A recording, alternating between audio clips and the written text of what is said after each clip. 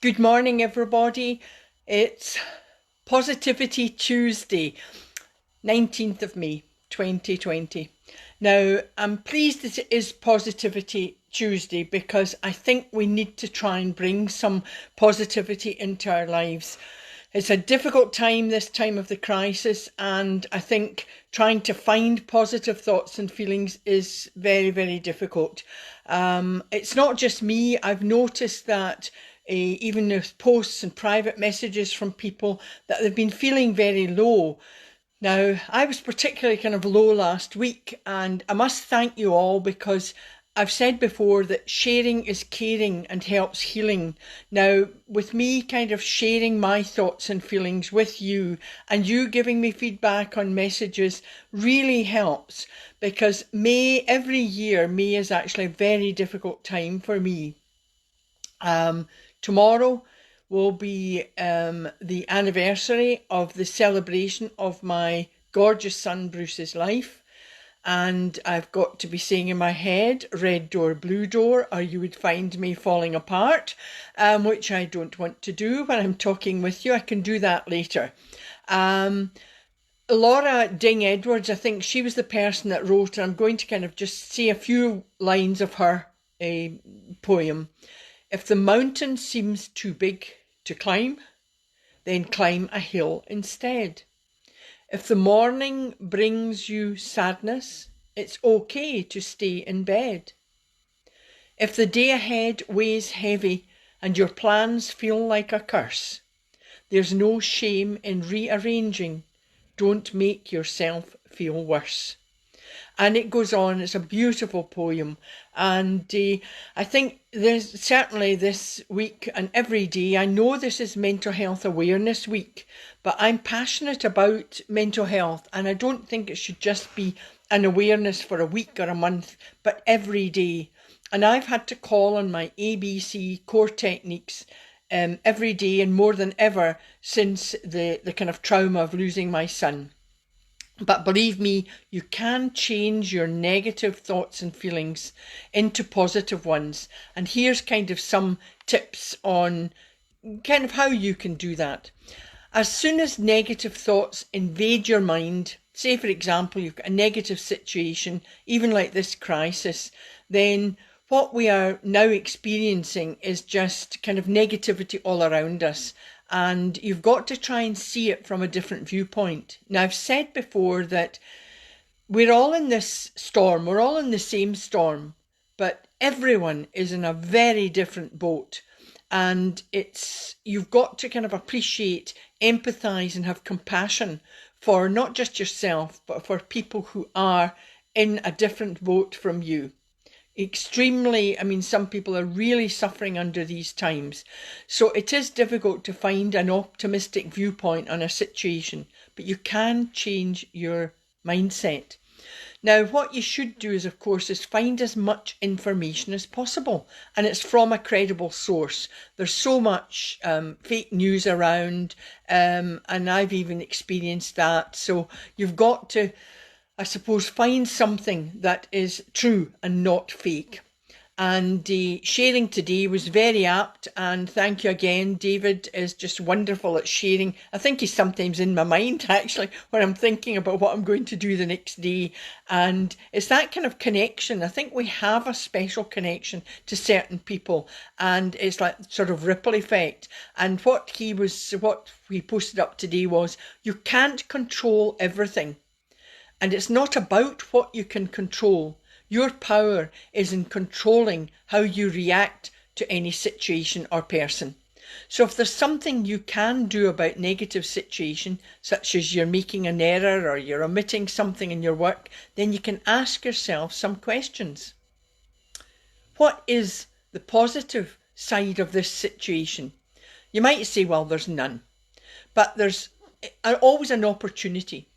You learn from mistakes, you learn from challenges, maybe not the first time, not the second time. By gum, I'm not superhuman, and I've made many mistakes over the years, relationship, work, whatever. Maybe some decisions I felt were the incorrect ones. But instead of looking back and going, that was a bad decision, I don't know what I'll do. You look and say, well, what did I learn from that? So you've got an opportunity to learn. And there's a story, quite like stories, and I remember I was helping a student who was from Africa, and he was doing his PhD at Glasgow University, and I was studying at the time. We were sitting next to each other, and he would often just say to me, do you have a moment to sort of read some of my work? And I said yes. And it was more like maybe the grammar and the English, in addition to the the software you get. So I helped him, and it was really looking good. And I think he'd taken more than that, 6 years. He'd been allowed an extension because his family lived in Africa. So he was going home for the summer, and he had saved everything onto a disk on his laptop. And when he returned in the August, I met up with him, and in fact, what a state he was in. While he was away, his flat had been broken into, his laptop stolen, and his CD, the work that he'd had on the laptop, was gone. Now, it wasn't the cost of the laptop, but all these years of work. Now, he had notes, he had things, but I said, oh, it's okay, we'll go to the university. They're bound to have a backup, which you did. All students back up their work. And of course, we approached them. Now, I think their system has changed now, but then, this is a few years ago, I went and they said, oh no, when a student graduates or they leave in the summer, we clear our computers to start for the new student starting. So that work was gone.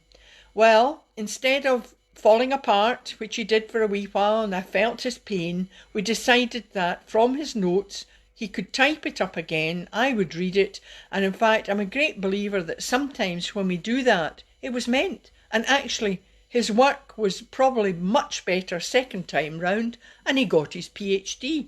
So it's, you can ask yourself these things, and of course it's going into the deep breathing exercise to calm you, to relax you at the time. There's nothing worse than sort of getting panicked because you're overwhelmed. As soon as you're overwhelmed by anything negative, the deep breathing, that relaxes and calms you and gives yourself time to process your negative feelings. You must process these things. Don't hold them in. Process your negative feelings, crying, anger, whatever that might be, and then ask yourself questions again. So to get rid of the negative feelings, you get rid of things, negative stuff around you. Now, people, that's okay. You can't maybe get rid of your partner or get rid of people that you're living with, but you can remove yourself from the situation. Remember, I've often talked about going to the bathroom, and this is going to be a really busy place, the bathroom, during this pandemic and onwards and into the future. But you need time and space for yourself just to calm yourself down. Their anger or whatever is not really probably got nothing to do with you. And even if it has, you need to calm down to be able to discuss it later. Now, for negative things, declutter. You need to kind of declutter whatever's round about you. We hold on to lots of things, and I think this crisis has probably shown us we do not need to hold on to everything that we have. We don't need to keep buying things to make ourselves feel better. Buying the occasional thing to treat yourself, yes, that's fine. So you can ask yourself sort of certain questions like, who are the negative people around you? Who do you spend time with that's maybe negative? Where do you get your information from? And when you answer these questions, you can then take action. And the first action I suggest is slow down. Slow your pace. Remember the basketball coach I told you about, I think in a previous, can't actually remember his name now, but he said to his team, be quick, but don't hurry. And this very much relates to being mindful, like I talked about in yesterday's video, Mindful Monday. It's just taking time. It's having the patience to be aware of everything. Yesterday I talked about taking 40 chews to every bite. Now that's probably a bit extreme, but being aware and slowing down, chewing, enjoying your food. I mean, especially being aware when you're out in nature. I think nature is a real boost to energy. And if you can't get out, remember we've got the sky, we can look out of the window, and if we're near a countryside, we can see everything that's round about us. But when you go too quickly, that's when you make mistakes. Mistakes happen. You miss things and then you get stressed again. So slowing down your mind also slows down your body, and the overall experience is to calm you down. Now your mind becomes clearer. You can find the positives and constructive viewpoints. Of course, my hair's annoying me again. You can see that. I've got hairs in my mouth. Time to grow this fringe out. It's really creating a fuss. Bet you've had a bit of fun over that. But I haven't resorted to the Frexit, the scissors moment to cut the fringe yet. I think I'm getting used to this. It's probably getting long enough to go behind the ears soon. So, as I said in the earlier poem about if you can't climb the mountain, well, don't make mountains out of a molehill. When you're in the middle of any crisis, of course, the tendency is to find everything negative. Your worry increases. You start stressing about yourself and everything around you. And of course, you lose focus. And what are the tips there? Well, they're my proven psychological tips, the ABC, short, easy to use, only effective if you actually do practice them, that they become your regular good habit, become a good habit. So for the A for this situation, I would say your affirmation would be stop, be still. Your B is, of course, your deep breathing exercise.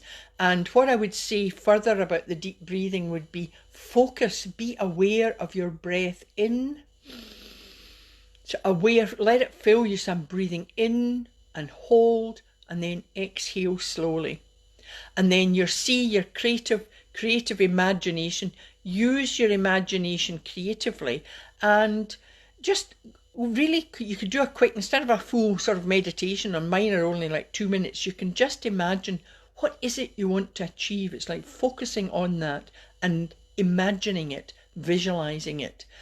So when you do my ABC and you can question yourself, well, what will what I'm worrying about matter in a few weeks, matter in a few years?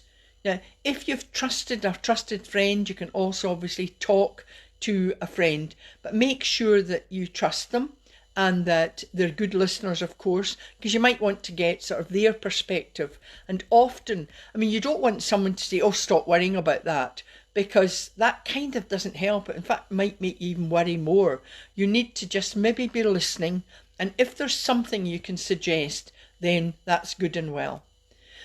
The next tip is be kind to yourself and others. We tend to have, again, I've said before, I don't know whether it's our Celtic or Scottish or Irish backgrounds, but we're often maybe being told it's selfish to just look after yourself. Well, it's not. If you don't look after yourself and love yourself and take care of yourself, you can't possibly take care of anyone else. It will make you feel better, and if being kind, you're adding value to your own life and that of the other person.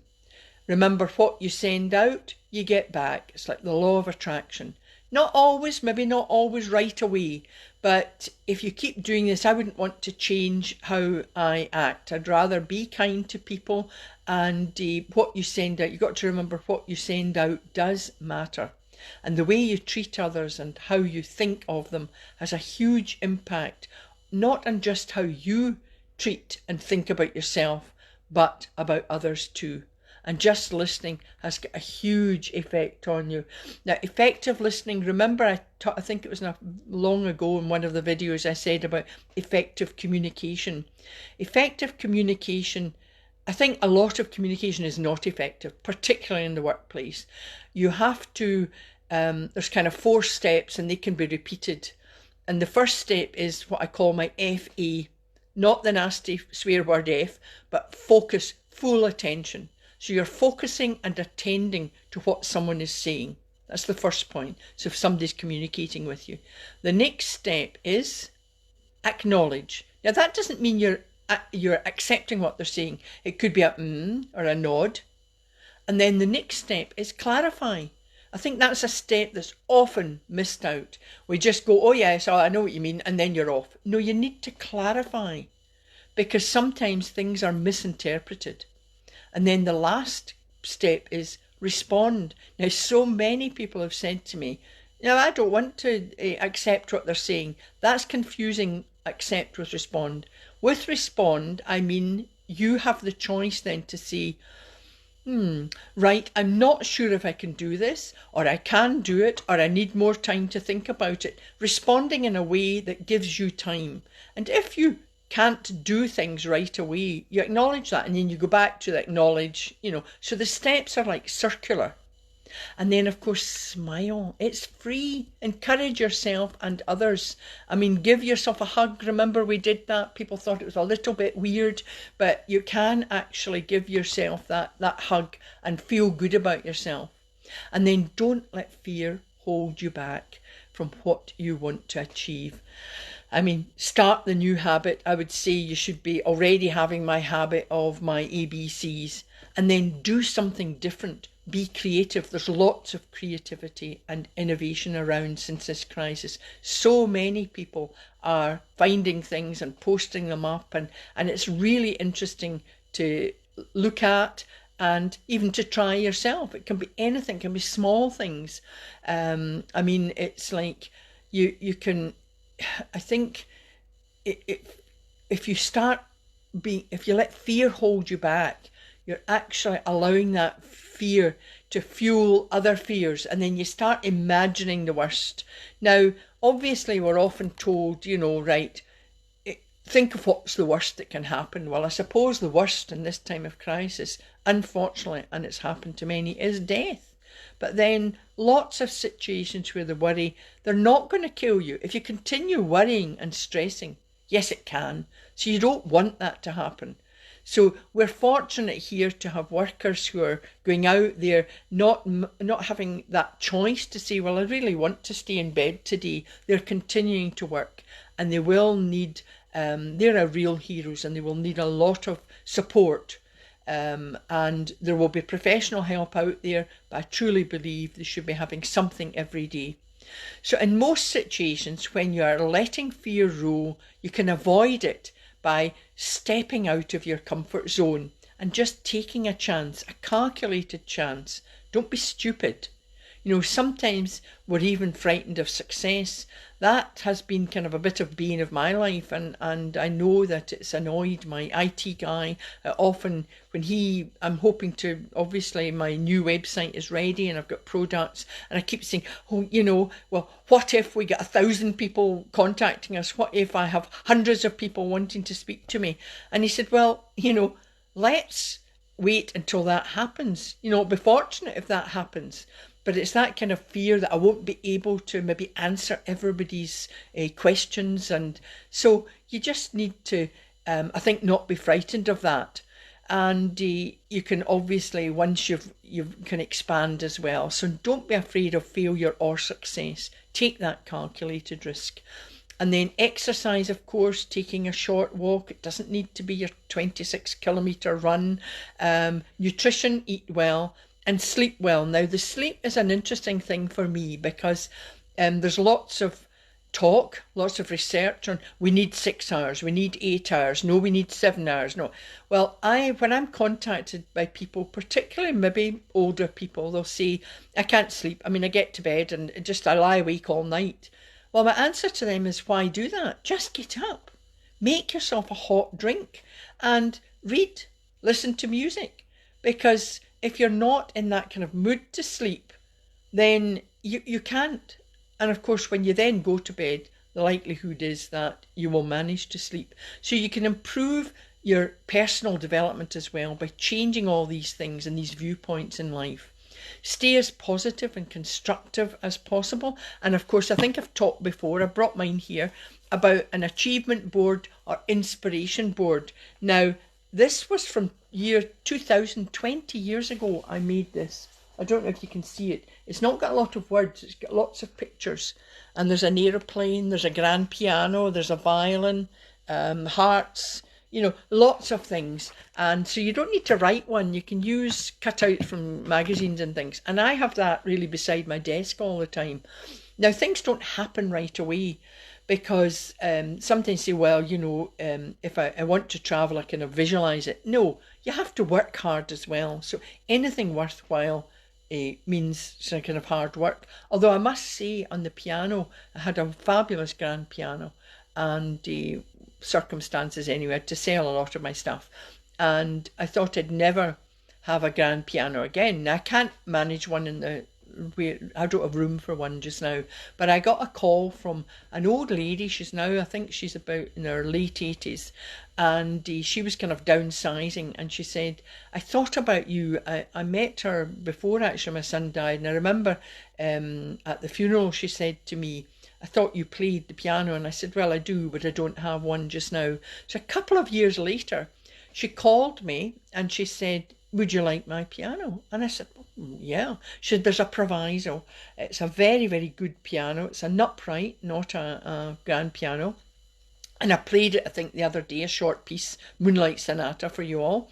And she said the proviso is that if anything happens to me, you've got it. But if you die and something happens to you, then it's to be gifted to the Royal Conservatoire, to a deserving student. So it's a wonderful story. So I waited a long while, but I got the piano. So it's interesting. Again, it's this, I suppose it's to be patient.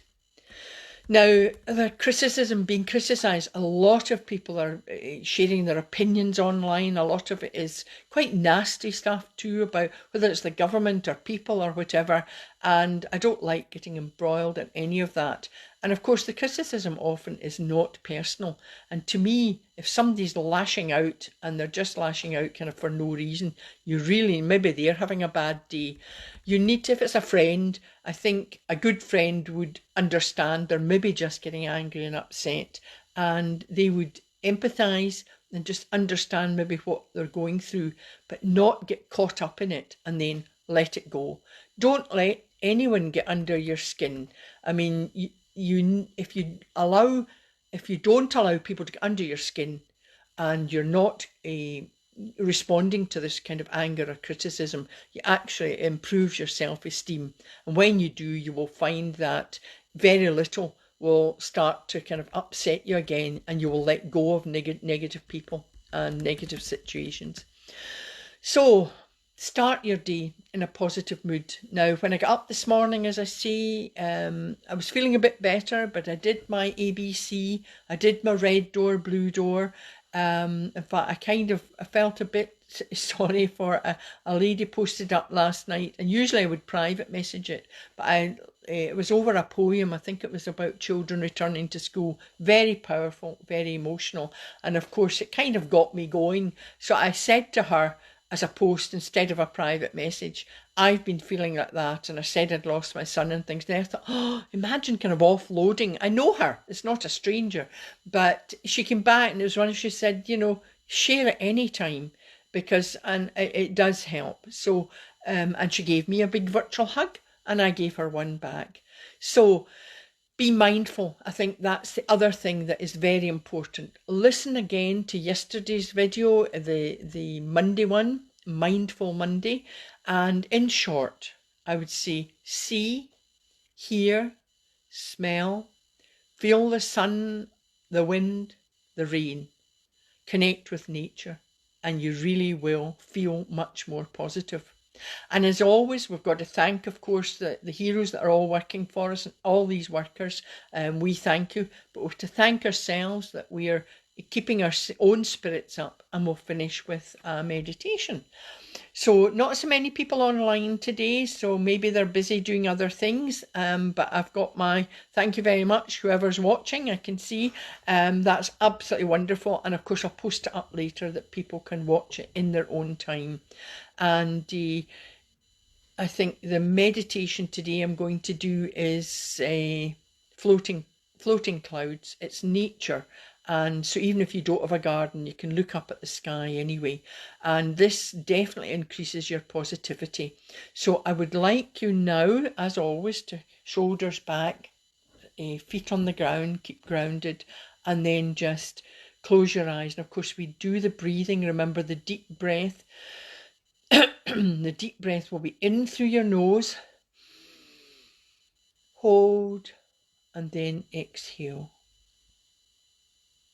And another deep breath in through the nose. Hold and then exhale. Now imagine yourself lying down. You feel calm. You feel relaxed. You look up at the blue sky. You see soft white clouds slowly floating by. You feel as if you can almost touch them. They continue to float by, soft and silent, changing shapes, soft, fluffy, wispy. You can imagine anything you want. You feel calm. You feel relaxed. Now take another deep breath in through the nose. Hold and then exhale. Now as you breathe in and exhale, you slowly open your eyes and then you can say an affirmation. I feel relaxed. I feel calm. I am positive. I know I can move forward positively with a positive attitude and mind. And then of course just shugle your shoulders, nice Scottish word or Glaswegian, shugle, and just to get your body going again. And you can stretch as well, a big yawn if you like, and that sets you up for the day. So I hope you've enjoyed that today. Tomorrow we're continuing, well, I suppose on a positive note, we're calling it Wisdom Wednesday. I don't know what wise words I'll have. I know I can probably depend on David there coming up with a nice post in the morning that will give me some thoughts, or tonight, and I can think about some wise things I might say. But we all have wisdom, so please share your wisdom with me and then I can share it with you as well. But it's been fabulous being able to talk to you, and thank you for letting me share my thoughts and feelings. And I'm needing to do my red door, blue door, and I don't think I'm taking off to my bed, but I can just have a wee day of reflection. Okay, so until tomorrow, thank you very much. Virtual hugs, kisses to everybody.